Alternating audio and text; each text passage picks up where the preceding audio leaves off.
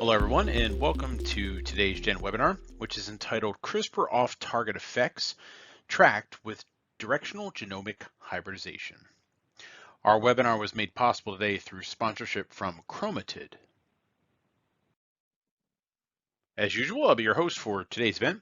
I'm Jeff Bogaliskas, Technical Editor for Genetic Engineering and Biotechnology News, which has been the leading source of information on new tools and technologies within the life science industry for over 40 years. Well, off-targeting is often the thing that shall not be named among genome editing scientists, an inevitable result from even the best gene editing techniques. And although individual errors are rare, their accrual within population can encompass a significant portion of the edited cells. As such, investigators are always seeking new ways of optimizing edited systems to minimize rates of structural variation. Now, traditionally, methods of measuring these off-target effects and errors have often relied on pooled DNA combined with next-gen sequencing and PCR. Unfortunately, these techniques are not really suitable for quantitating the low prevalence, random, variable, and complex structural variation characteristics. And today, our presenters are going to tell us a little bit more about a technique that just might be the solution to precise measurements of off-targeting. So before we get the webinar underway, let's meet our presenters for today's event and learn a little bit more about them. Dr. Christopher Tompkins is the Chief Technology Officer at Chromatid, where he leads the team's launching of Chromatid's genomic structural products and services for gene editing and gene therapy. Chris has over 25 years of experience in the life science industry and has been involved in launching numerous pharmaceutical, diagnostic, and biotechnology products. Now, Chris will be co-presenting today with his colleague, Erin Cross, who is the Vice President of R&D at Chromatid, where she has helped pioneer Chromatid's flagship technology, directional genomic hybridization, something you're going to hear a lot more about in just a few moments. And Erin has extensive experience in molecular biology, virology, and genetics, and she's aided Chromatid's push of its cytogenetic and cellular engineering research. And today, Chris and Erin are going to tell us much more about a novel cytogenetic method for visualizing structural chromosomal rearrangements, inversions, and translocations using directional genomic hybridization. But before we get the webinar underway, I want to remind the audience that we'd love to hear from you in our Q&A session. It's much more fun if you guys send in questions and makes things a lot more lively and interesting. So if you have a question for Chris and Erin about their presentation, don't hesitate. You don't have to wait until the end of the webinar. Send it in anytime. All you need to do is type your question into the Ask a Question box and then hit submit. All right. With that said, I'm going to turn the presentation over to Chris and Erin.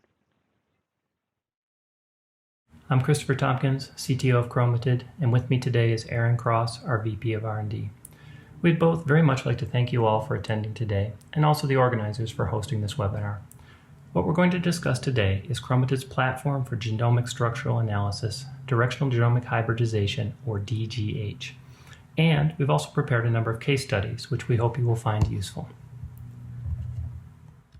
Now, directional genomic hybridization falls into a class of metaphase probing or painting methods that may be used to map chromosomal structure and structural variation.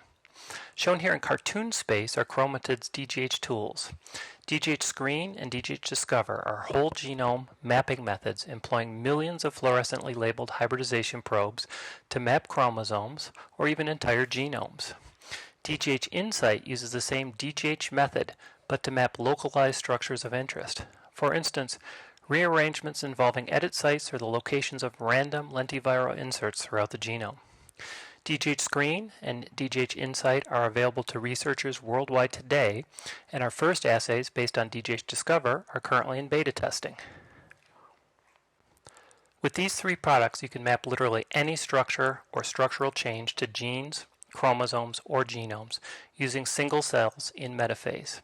For situations where this data is important, but cells are already fixed or won't divide, say hepatocytes, we employ pinpoint FISH, a technique that uses DGH Insight probes in a very old-school cytogenetic method. There are, of course, other old-school techniques that can provide data on chromosomal structures, but typically at a much lower resolution than DGH. G-banding, for instance, is a technique for staining the secondary structure of chromosomes and is a fantastic method for orthogonally confirming large structural changes, such as trisomies. But where we are today resolving structural variants of 5 kilobases or less with DGH, techniques like G-banding have resolutions of only 10 to 15 megabases. If we move from cartoon space to look at some actual data, here we have two single cells from different experiments. On the left is a metaphase spread from a cell with a double edit to one chromosome, and on the right is a complete metaphase spread painted with DGH screen. For comparison, DGH Insight uses a few thousands of DNA hybridization probes in 3 colors to detect edit site structural variation. The DGH screen assay uses over 10 million probes in 5 colors to map all the unique sequence in the genome and can provide a complete picture of off-target and edit site structural variation. Zooming in on one of the chromosomes on the right, this assay is designed to detect structural variation at the edit site. The blue background is a stain that highlights the chromosomal structure, and we have placed green and red probes atop 2 CRISPR edits 10 kb apart, and we then put a yellow probe into that gap. Even though localized DGH Insight is unbiased and will detect normal edit site structures and literally any other structural variation involving these edits, including translocations to any other chromosome. The split in the yellow signal indicates the relatively common inversion that occurs between the edit sites. If we now move to the DGH screen data, you can see a small telomeric inversion on one homolog of chromosome 1 and an unbalanced translocation involving C19 and C17.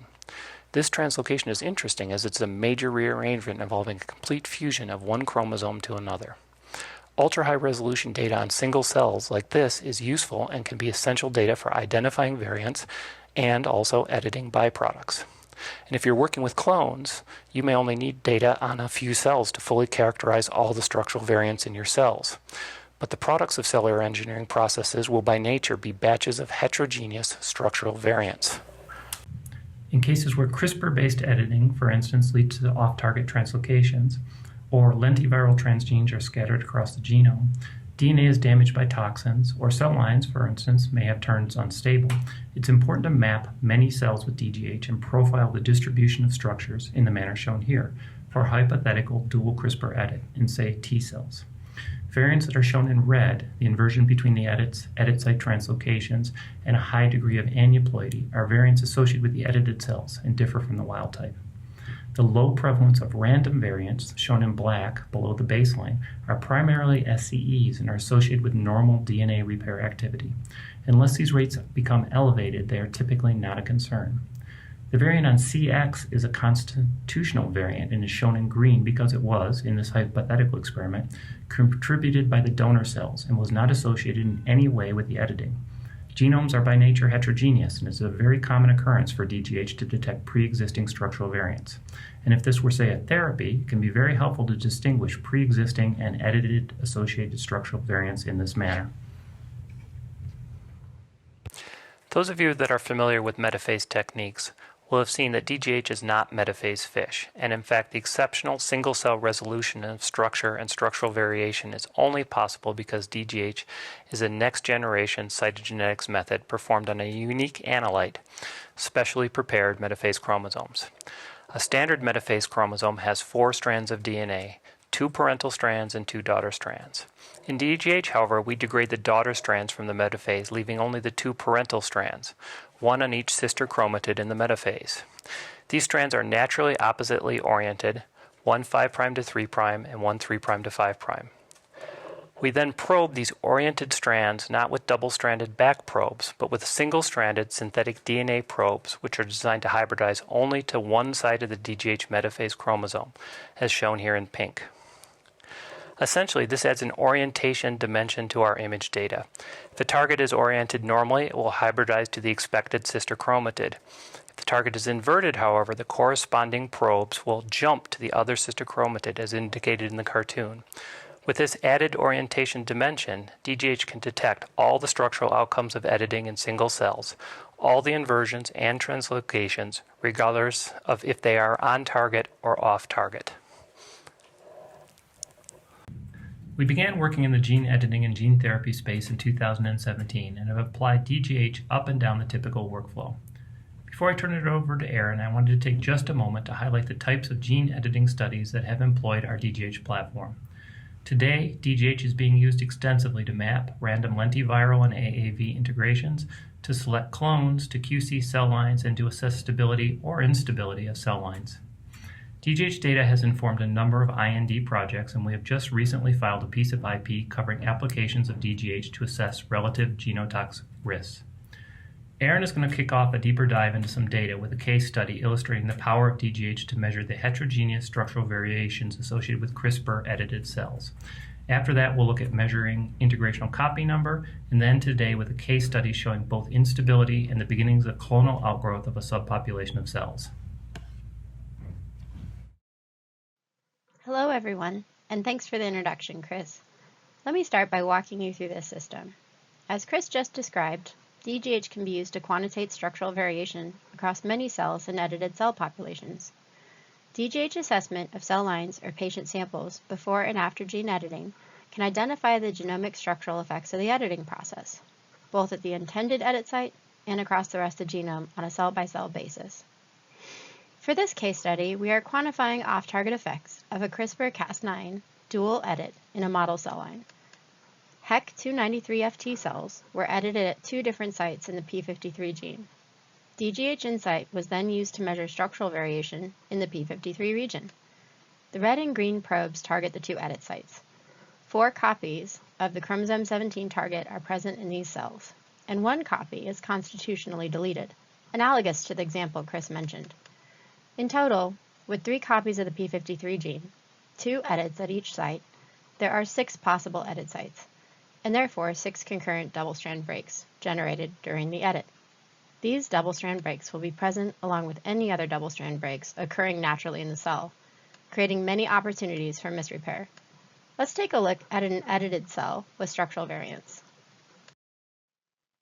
Here is a cell with 1 normal homolog of chromosome 17, 1 with a split signal indicating an inversion involving the p53 gene, and the constitutional deletion of the p53 gene. On the left are enlargements of each rearrangement and the signal pattern associated with each event. Additionally, translocations involving the p53 and other off-target chromosomes, unbalanced translocations between 2 separate homologs of chromosome 17, additional deletions of the p53 gene, as well as various combinations of these events in single cells were observed in the edited cells. In summary, structural rearrangement rates to the p53 region, including translocations, inversions, and deletions, were measured in edited cells at an elevated rate, above both the control and the reagent-only control. This small study works well to illustrate the capabilities of DGH to measure editing-related genomic structural outcomes above both the background of events occurring naturally in the untreated controls, as well as any background from the delivery method. Moving from CRISPR edits to transgene integrations, this is a single cell from a multiplex assay designed to map out both on-target and off-target integrations, cell by cell and chromosome by chromosome. The green probes in the enlargement are not transgenes, but instead are marker or babysitter probes at the intended integration site. This babysitter probe strategy can be used in reverse to mark sites where integrations might be problematic, say potential genotoxic sites or sites of integrational mutagenesis. The pink paints are our DGH screen assay used here on only 3 chromosomes, 1, 2, and 3. We include these in many assay designs where it's important to measure rates of off-target DNA damage or to monitor the stability of the edited cell population at the same time as we track the integration events. Now, in fact, this cell is pretty uninteresting as there's no integrations and no DNA damage whatsoever to highlight. The transgene in this experiment is 10 kb in size, and the transgene tracking probes in this assay are yellow. If you look at the enlargements on the left, you can see that this cell had both an SCE, detected by our screen paints, on the top, and a single on-target integration below. The transgene probe, however, doesn't sit directly on the babysitter probe. The yellow and green signals are clearly split and clearly on opposite sister chromatids of this metaphase, indicating that the lone insertion event in this cell resulted in an inverted, not normal transgene. This assay will detect and can be used to locate not just the on-target integrations, but off-targets too, regardless of where they are inserted into the genome. On the right is the entire metaphase spread from a single cell.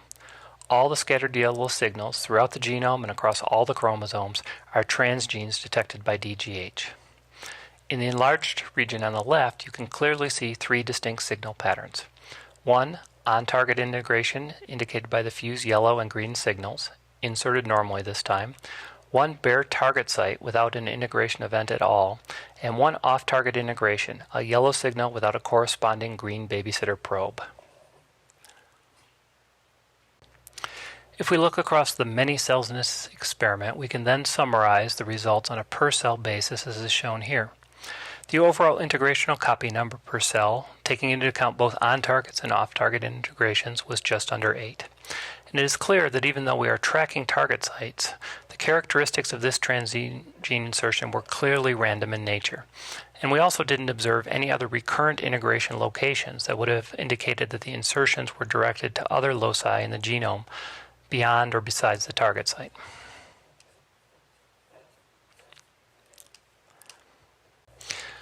With DGH, we can go beyond profiling the number and locations of the integrations on a per-cell basis.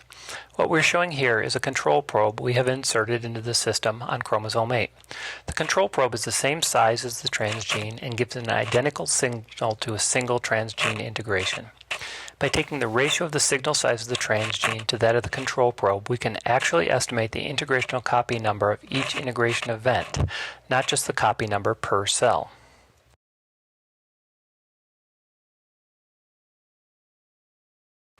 Before we switch gears and Aaron dives deep into whole genome DGH screen data, I thought I would spend a few moments talking about those pink DGH screen paints we insert into the InSight assays.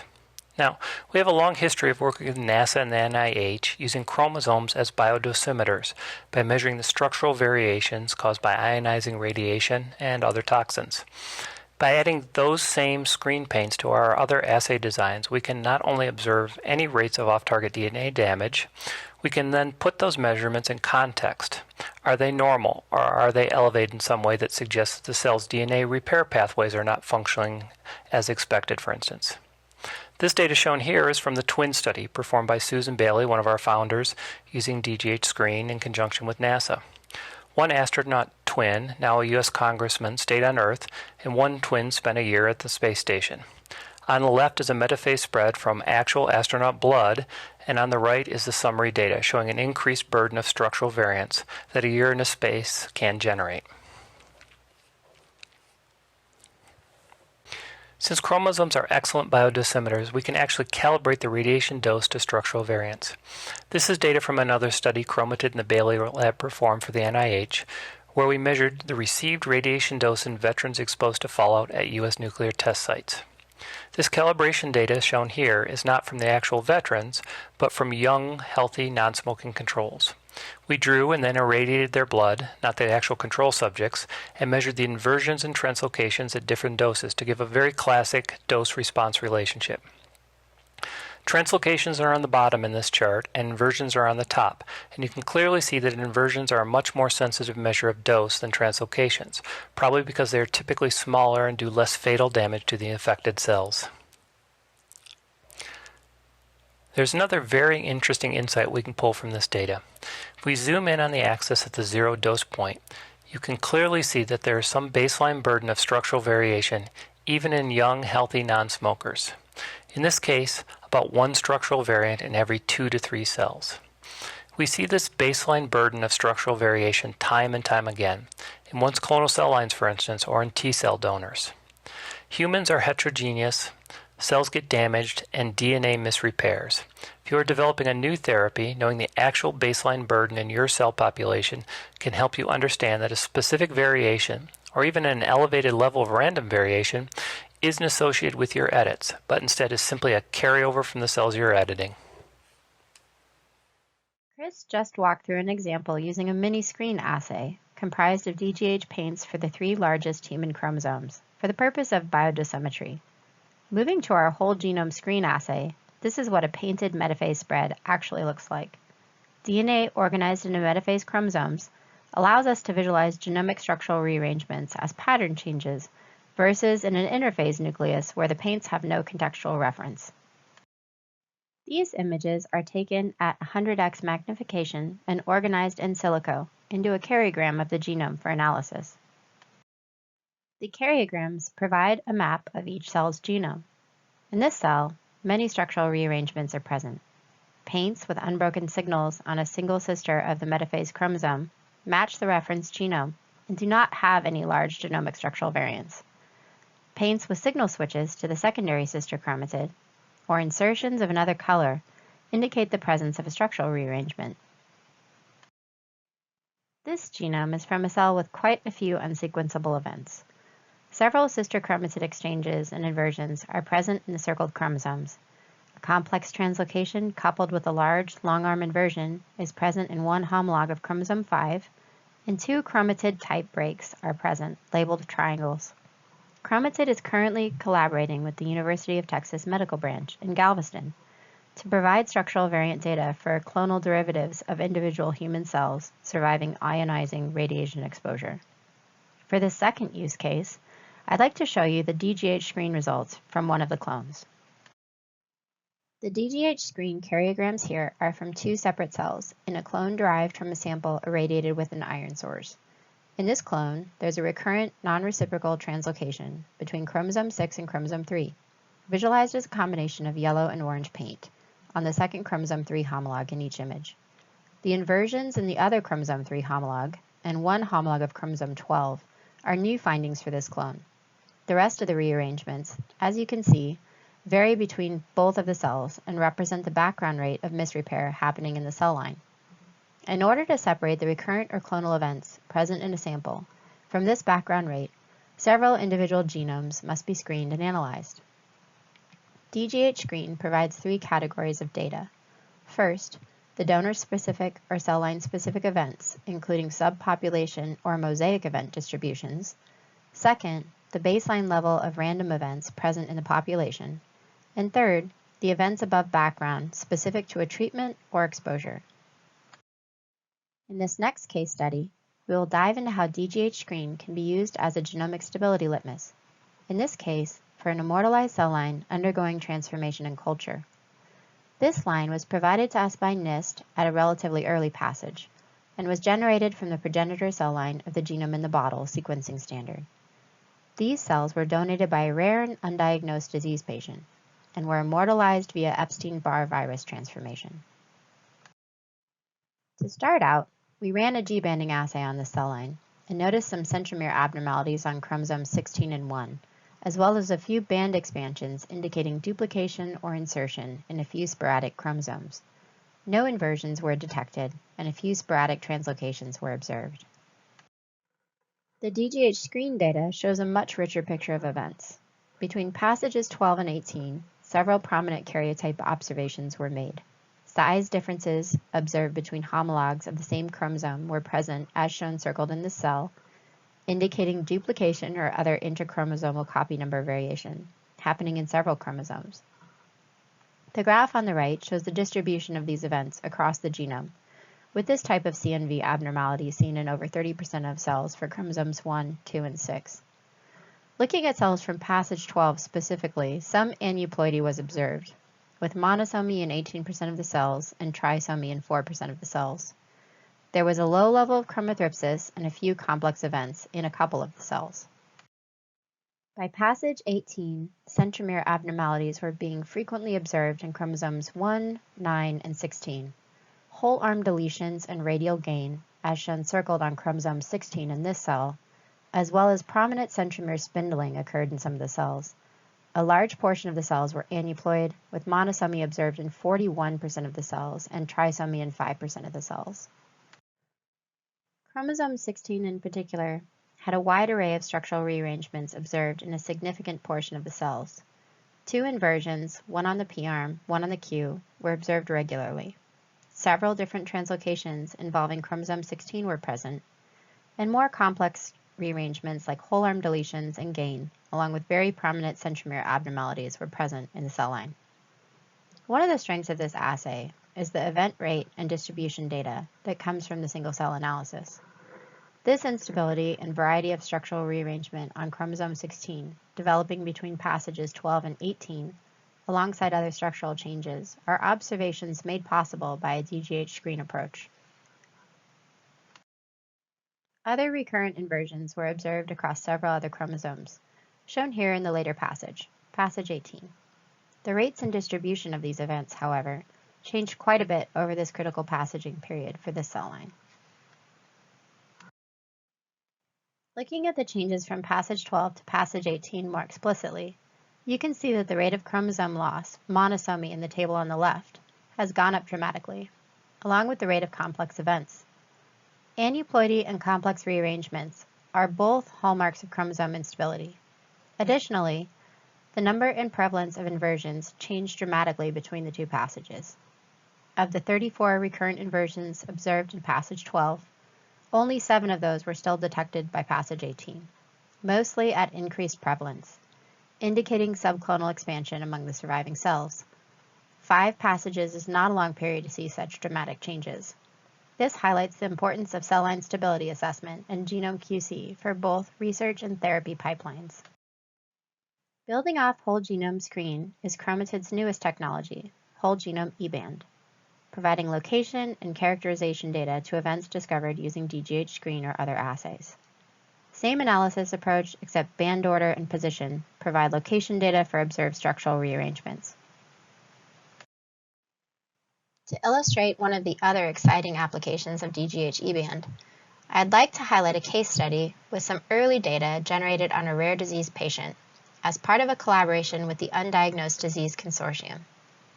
In late 2016 to early 2017, as part of the UNDX-led effort to find a diagnosis for a cohort of patients with unknown likely genetic diseases, Chromatid provided screening for genomic structural abnormalities in these patients. For the initial screening, DGH paints for chromosomes 1, 2, 3, 7, and X were used to analyze patient cells. In blood lymphocytes from one of these individuals, rearrangements were observed on chromosome 2, presenting as a set of variable inversions near the centromere in about 30% of the cells. The same set of rearrangements in chromosome 2 were observed in one of her family members, in about 10% of their cells. One of the breakpoints of the observed inversions in chromosome 2 lined up pretty tightly with the location of the DCTN1 gene. A set of follow-up assays were designed to narrow down the breakpoints in the mosaic rearrangements observed on chromosome 2 and assess relative frequency. A location ladder, designed to the opposite sister chromatid, was used to narrow the breakpoint locations for rearrangements seen on chromosome 2 in conjunction with the paint. One inversion, a pericentric inversion, appears to have breakpoints in the bands on either side of the centromere. The other inversion is a pericentric inversion, sharing the same breakpoints as the pericentric inversion. An additional custom follow-up assay was designed to look at DCTN1 specifically. In the patient, a copy number variation was observed in this gene in 11 of the 25 cells that were scored.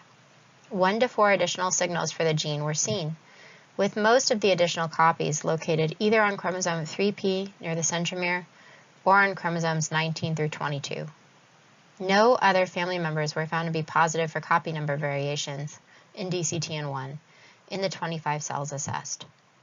Since that time, with the advent of DGH eBand, in one assay, additional insight on the rearrangements detected for this patient, observed with the custom follow-up assays, as well as screening for additional structural genomic abnormalities across the rest of the genome, would be possible. Thanks, Erin. Now we know there's been a lot of deep data here today. We'd like to conclude by putting the DGH platform's tools into a bit of context by just proposing a workflow showing how all the DGH tools can work together. Beginning at the earliest stages of research, when there's no knowledge about rates or types of variation, DGH Screen can be used to compare various editing systems, help optimize editing approaches, and sort recurrent structural variation from genomic noise. Our new DGH Discover tools can then be used to identify the breakpoints of that recurrent variation and develop targeted assays for tracking those variants. Using the same DGH probes, we can run either DGH Insight assays on metaphases, as you've seen here today, or targeted pinpoint FISH assays in your tissue samples or non-dividing cells, such as hepatocytes. Any of these assays can be qualified, validated, and used for batch QC, can be used in GLP tox studies, IND filings, and even used in clinical studies. All of the data you've seen here today was taken in our own labs as part of our research service business. But nothing you've seen here is hard. These are robust, reliable, and repeatable techniques. And if you'd like to run any of this in your own lab, we'd love to put it in a box and ship it to you. We'll even ship you Aaron to train your team. And with that, just once again, thank you very much for being here today. Chris, Aaron, really great presentation. Thanks for sharing all that with us. Really interesting technology, I think, based on the number of questions that have come in. Let's get our Q&A underway so we can try to get through as many of your questions as possible. All right, everyone. Thanks for joining the Q&A session. We have a bunch of questions here for Chris and Aaron, so let's get to it and try to get through as many of your questions as possible. Chris, first question is for you. It looks like Marianne has a question, wants to know, can DGH be used to detect repair of SNPs? Yeah, so thank you for that question. Unfortunately, no. The resolution of DGH is in the kilobase, not in the base pair at this point. And so we can see small structural variations on the size of 2 to 4 kilobases and above, so, but not anything in the size of a SNP. All right, thank you for that. Aaron, next question for you, two-part question, pretty straightforward though. An audience member would like to know, can I run DGH in my lab? And if so, what do I need to run DGH? Great, thanks. Yeah, it's a good question. The DGH method can absolutely be transferred to run in any standard lab equipped to perform cell culture, do routine cytogenetic analysis. We offer kits for the cell culture prep piece of the protocol. And we regularly run DGH as a service on samples prepared both by customers as well as prepared in-house for our customers as a service. For many of our standard assays, methods can be easily transferred to running customer labs. And once custom assays have been produced and validated, those can be transferred as well. There's a few specialized reagents that are available commercially, and UV stratolinker is required or equivalent, as well as a microscope equipped to visualize the fluorophores that are included in the assay, as well as visualize at 100x the metaphases. But yes, we can. All righty, thank you for that. Chris, we have a question for you, two-parter as well. An audience member would like to know, why can't we just sequence the structural variants, and why can DGH detect structural variants that the sequence misses? Sure.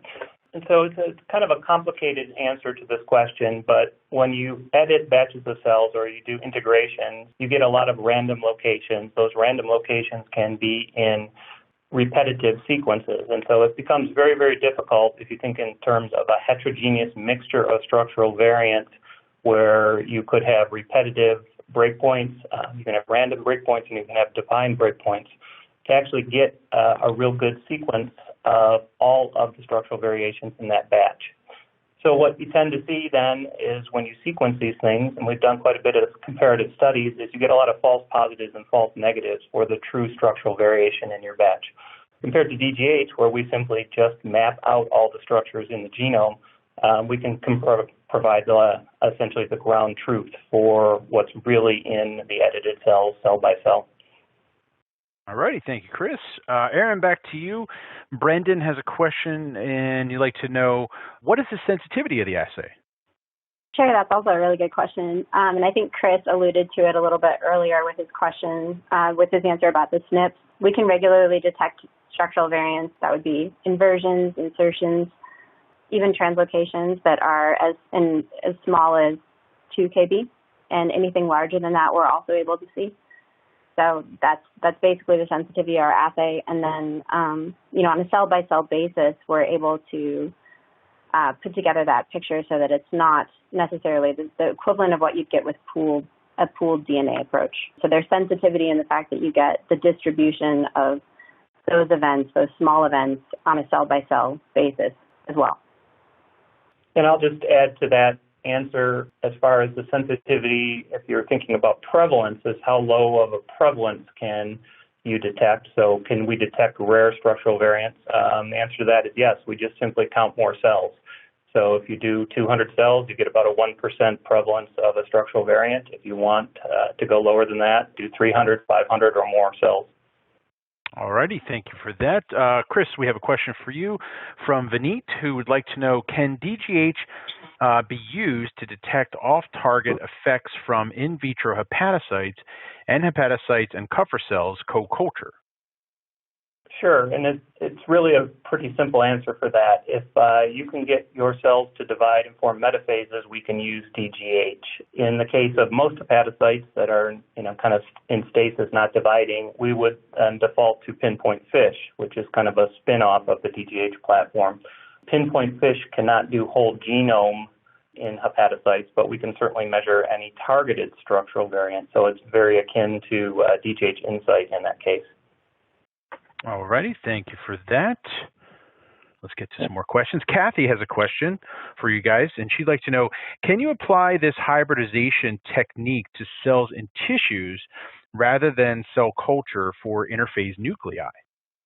So yes, we can apply this hybridization technique to cells and tissues, and it's got the same caveats that Chris mentioned where, we're going to be looking at pinpoint FISH signals in the nucleus rather than metaphases with the whole genome assay, so targeted assays only.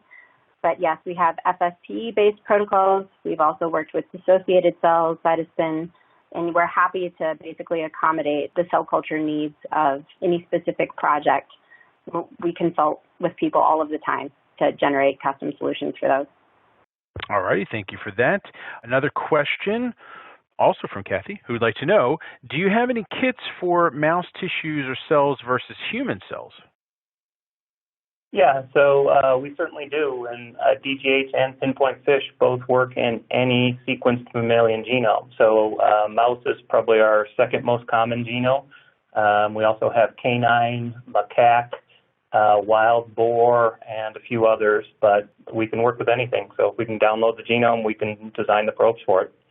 All righty. One question we have is, can Chromatid provide GLP services? Yes, we certainly can. We can provide GLP. All of our assays in this space, except for DGH Screen, tend to be custom assays, so we would work with whoever the customer client is for that assay to get it validated and provide the GLP.